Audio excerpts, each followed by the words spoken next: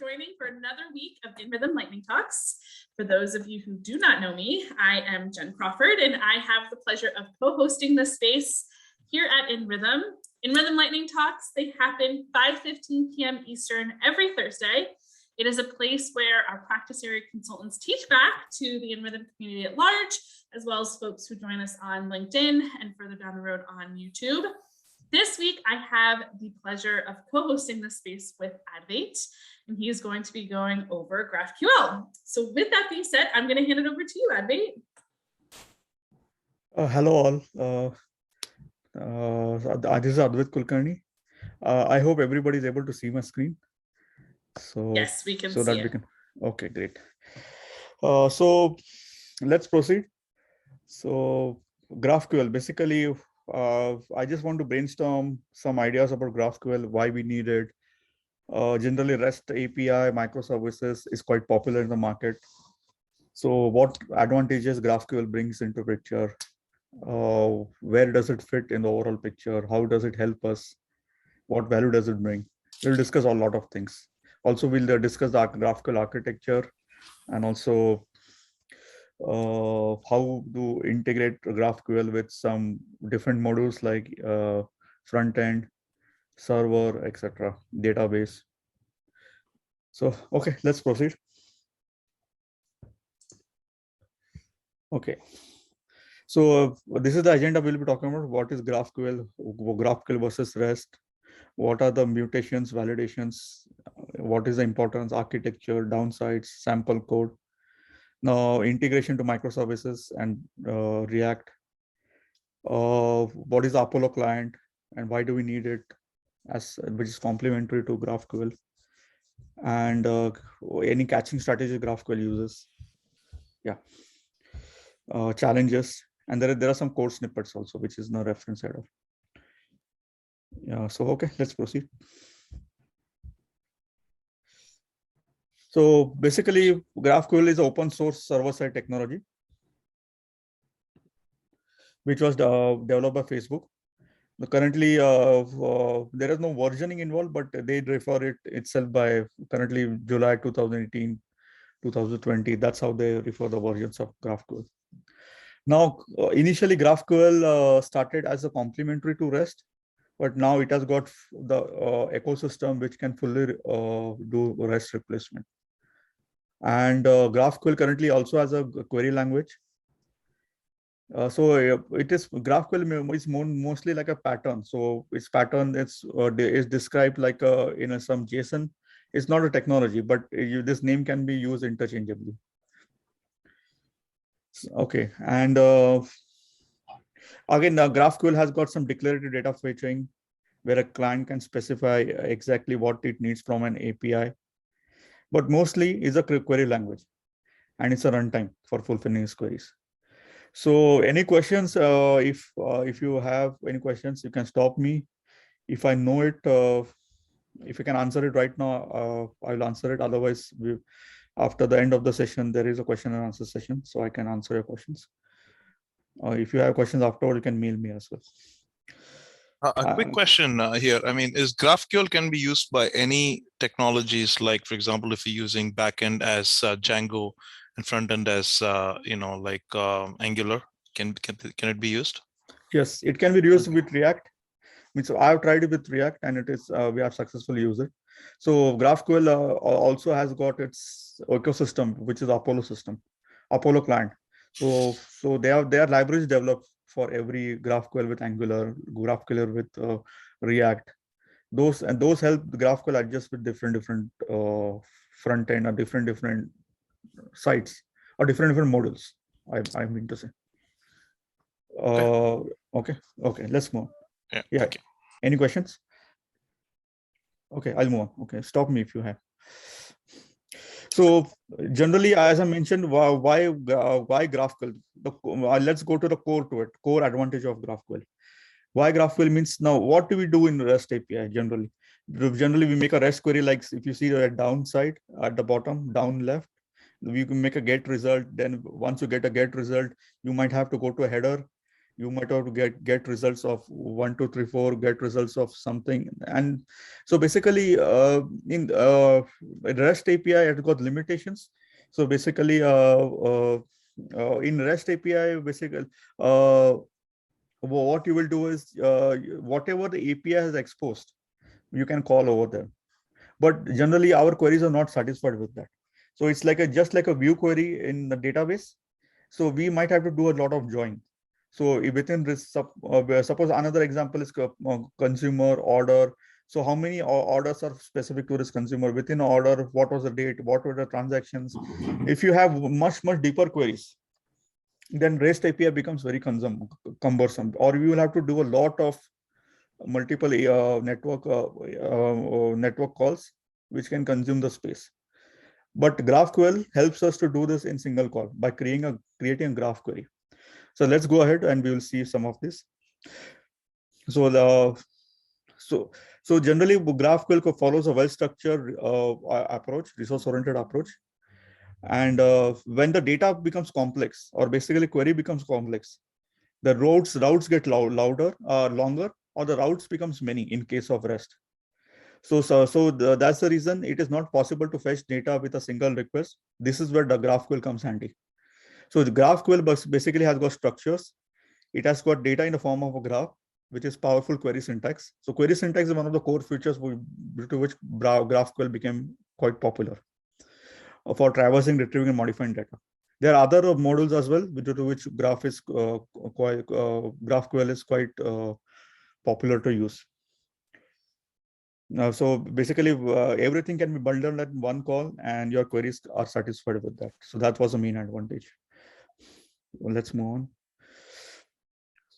So here, when you compare the REST with GraphQL, another feature comes with data fetching. So generally, as I mentioned, you can gather data by access multiple endpoints. So there's just an example, a user, and you fetch the initial data. Then secondly, you have a post, for example, endpoint. So you have to keep on calling all these endpoints over and over again. In GraphQL, basically, you send a simple query to the GraphQL server that includes the concrete data requirements. Then the server responds with a JSON object. So I'm not reading every slide. I'm just trying to explain what I mentioned in the slide, because slide will be available. So if I read everything, it will become a bit boring. So I'm skipping some of the paragraphs, but stop me if you need any, if you have questions. Now GraphQL allows you to have fine-grained insights. So this is basically another feature in analytics on the backend. So sometimes your GraphQL will be needed for different clients, and each client wants to know why they are going to call GraphQL and what GraphQL at the server side needs to offer them.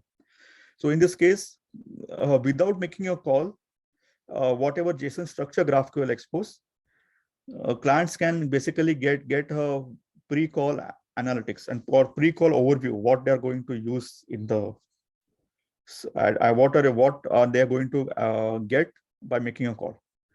So they can do a pre-call analysis as well. So that is another good feature of GraphQL. Now, other benefits, strongly typed schema. So why do we need strongly typed schema? Basically, if you make a call, we need to make sure that that call will be working out. The call doesn't hang up because of compilation errors, something, any dependencies, etc.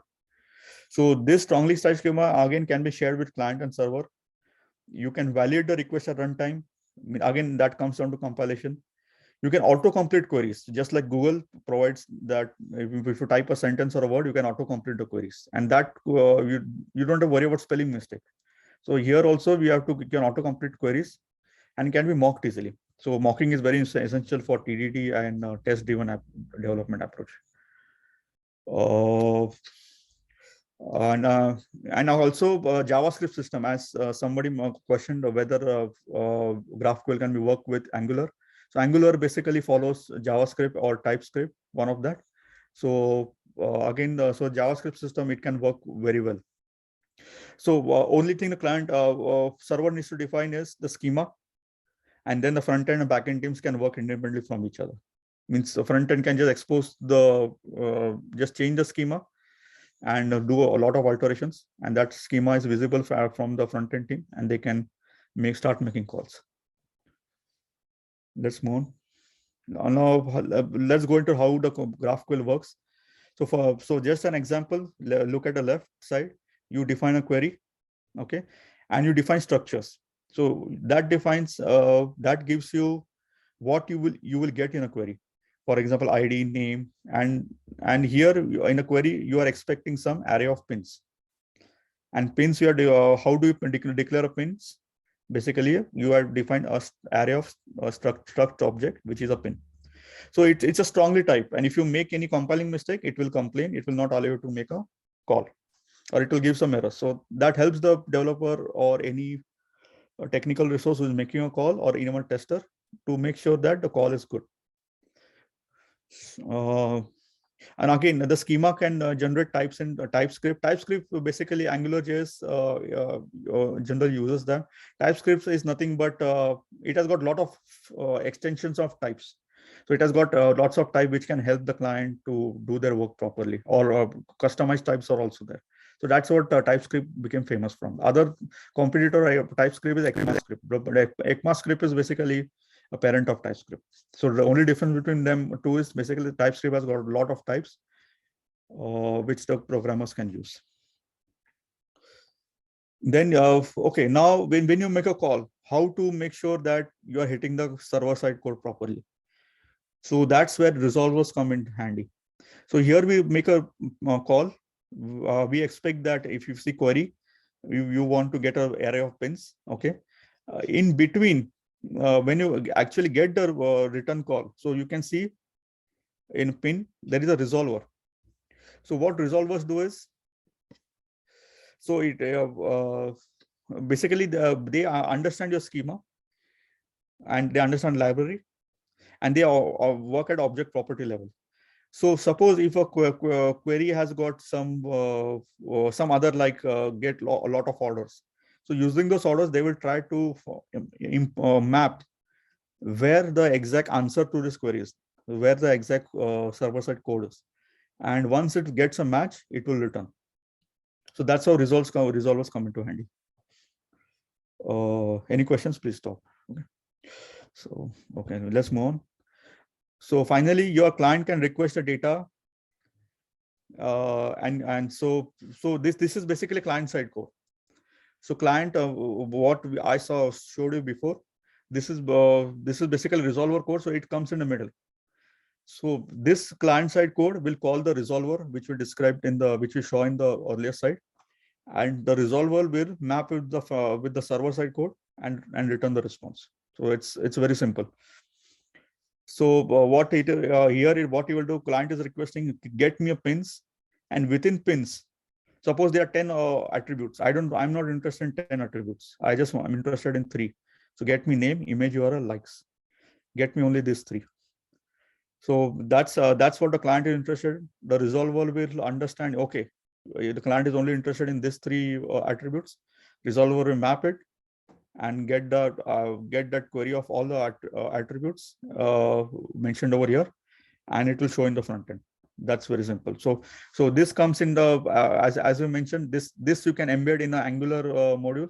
You can embed in a React module, or basically you can call a separate microservice as well. Within a separate microservice, you can embed a client call like this, and it will work properly. No, so this is the data which returns. So it gives a pins. Just look at the attributes. Name, you mentioned the other side, name, image, URL, likes. Name, image, URL, likes. So it gives an array of pins having the name, image, URL, likes. And whatever query data you've put, for example, if you whatever query match data was there, it just matched and gave it to you in this format. So it is getting the data in the exact format which the client wanted. And as long as the query is correct, it will give you the data. And if the data is present. So after you fulfill these 3 conditions, this will work. Okay, so now coming to, we understood, we had some glance of queries. So let's go to another factor which works with resolvers, which is mutations. So mutations is nothing but variables. It's basically method names. So what the mutations will do is basically, it just be in REST API we have, or of any API, suppose in a Java function, it's just like a Java function, or just like a promise in the front end. They are just like functions. So what resolvers will do is, resolvers will look at a query. It will map to this correct mutation. This mutation generally, they are a part of the schema and they are defined at the server side. So what resolvers will do, it will take the query, find the exact mutation, and then give the control to the server side mutation. The mutation will execute, operate, it will execute. So this might connect with a database, or this might connect with a file. Again, that is implementation dependent. They will make a call to database or a file, and they will return the result. And again, the resolver will again return the result back to the client from where it got the call. So that's how it works. So any questions, let me know.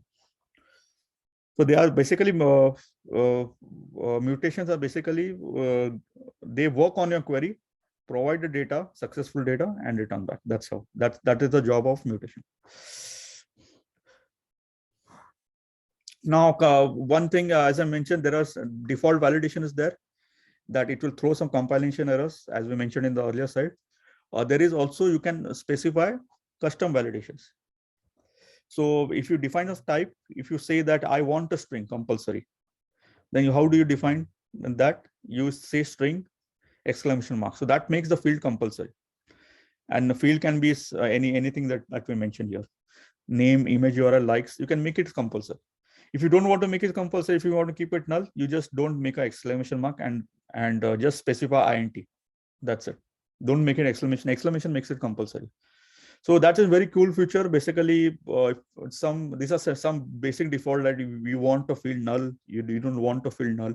You can define it with a good ease. You can define comfortably whether you want to field null, not null, etc.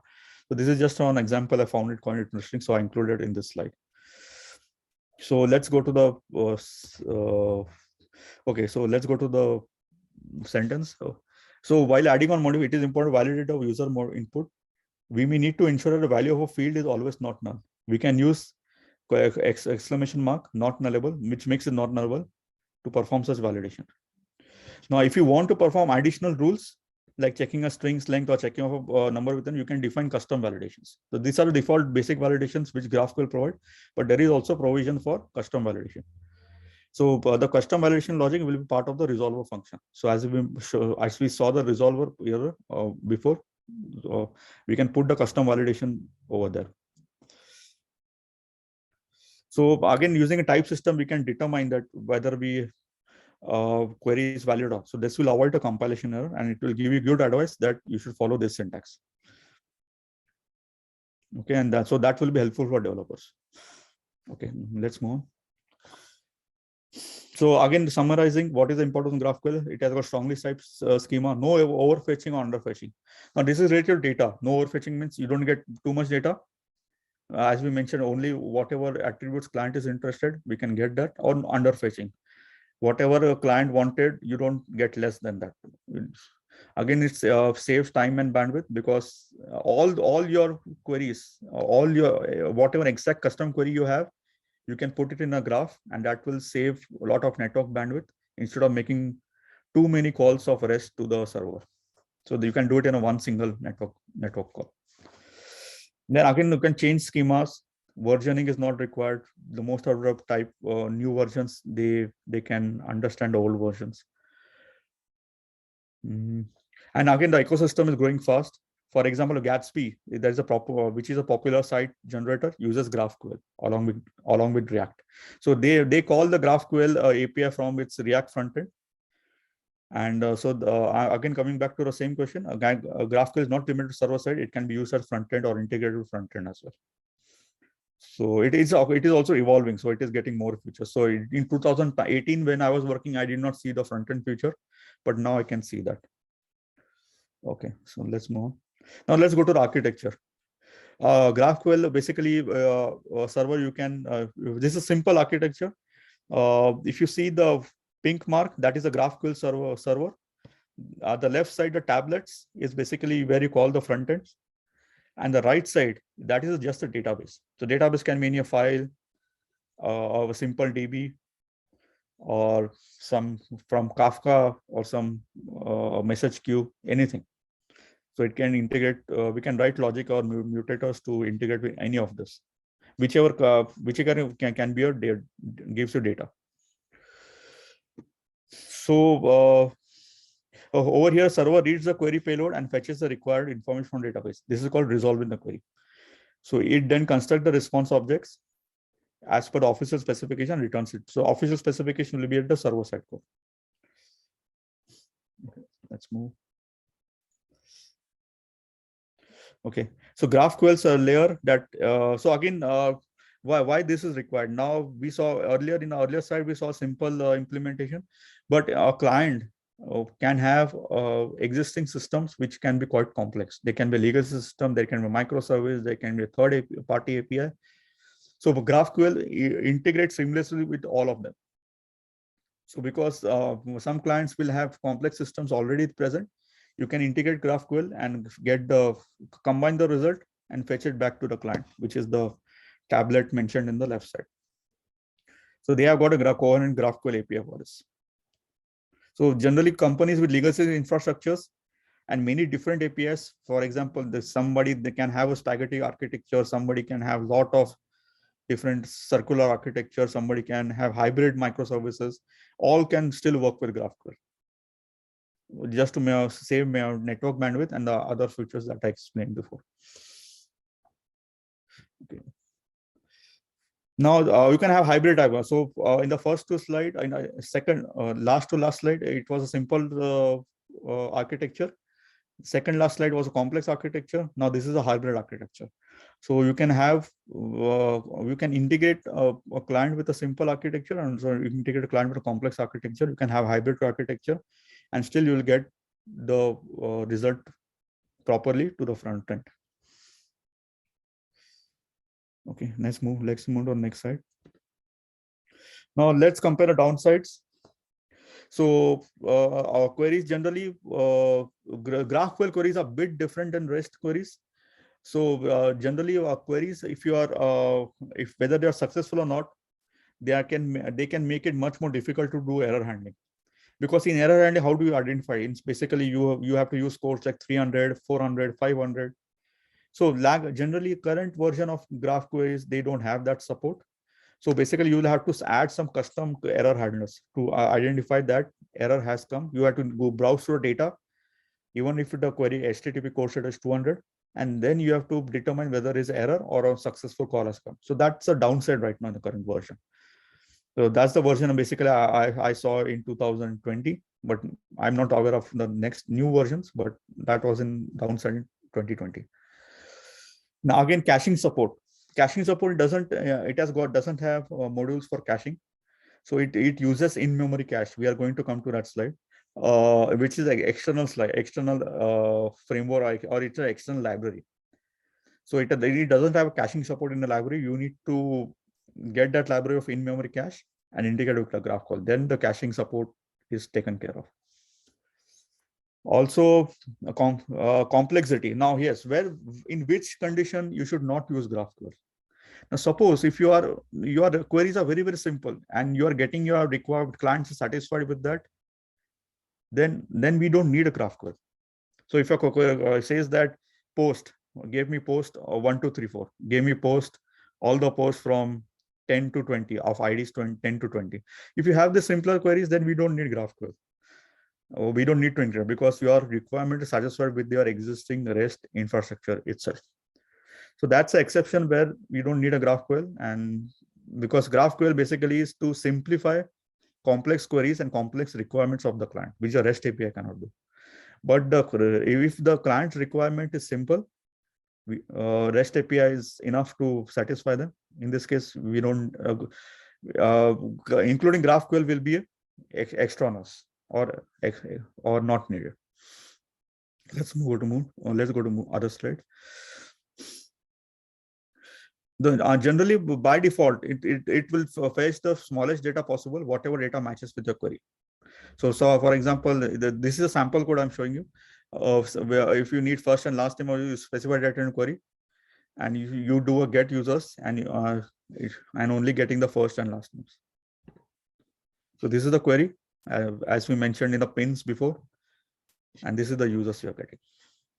So this is user match as per the database values or based on your query. Yeah.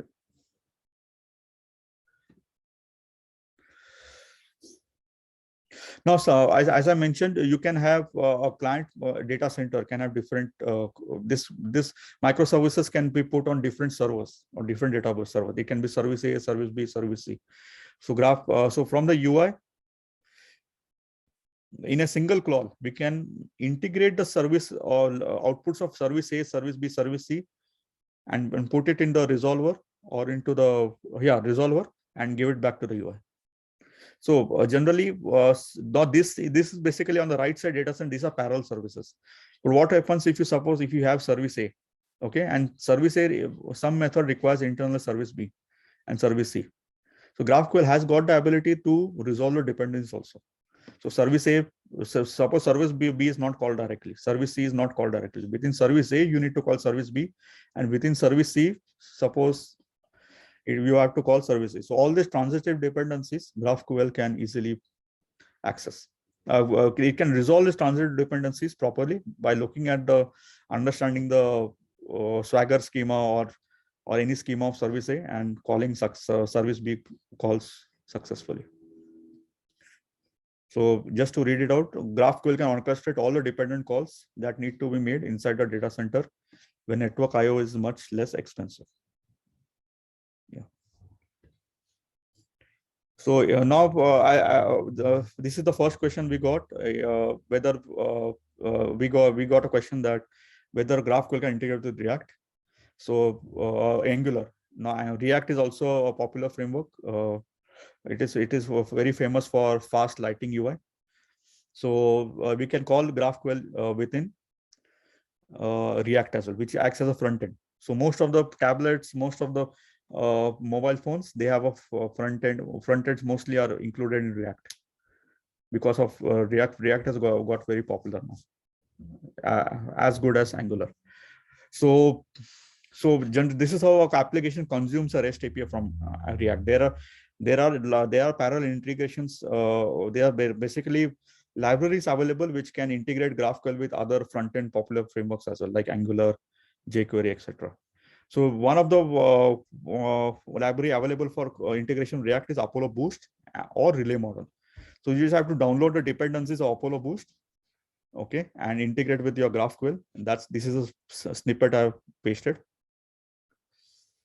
So basically, this libraries help GraphQL to call to integrate with front-end frameworks, existing front-end frameworks. The popular one of them are Apollo and Relay. Let's move on to the other side.